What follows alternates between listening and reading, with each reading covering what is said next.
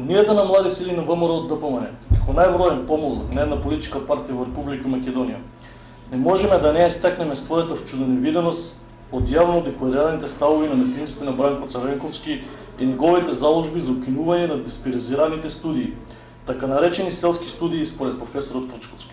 Имено, во колумната објавена неодамна во Дневник, под наслов Елвис и македонската политика, професорот Фрчковски, попознат на јавноста како тепач на студентите по скопските улици, имаше храброст да им каже на македонските студенти кои учат на факултетите од дисперзираните студии дека ќе им укине можноста за студирање на овие факултети, со што нивното досегашно студирање ќе биде ставено под знак прашалник. Кочани, Штип, Струмица, Радовиш, според Фрчковски, кој за посетување беше кандидат за председател на претходните избори од СДСМ, се градови кои треба да ги изгубат овие високо образовни институции, а со тоа и студенти од цела Источна Македонија да го изгубат правото на поевтино студирање.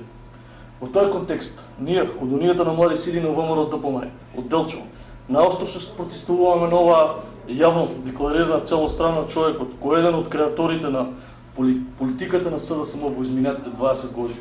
И велиме дека студенти од Делчево имаат право на поевтино високо образование поблиску до собствените домове.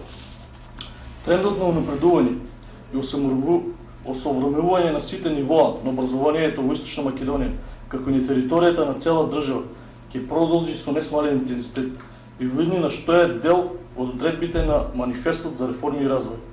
А сегашната идната влада на Република Македонија, предводена од премиерот, председателот на ВМРО ДПМН, магистарот Никола Груевски.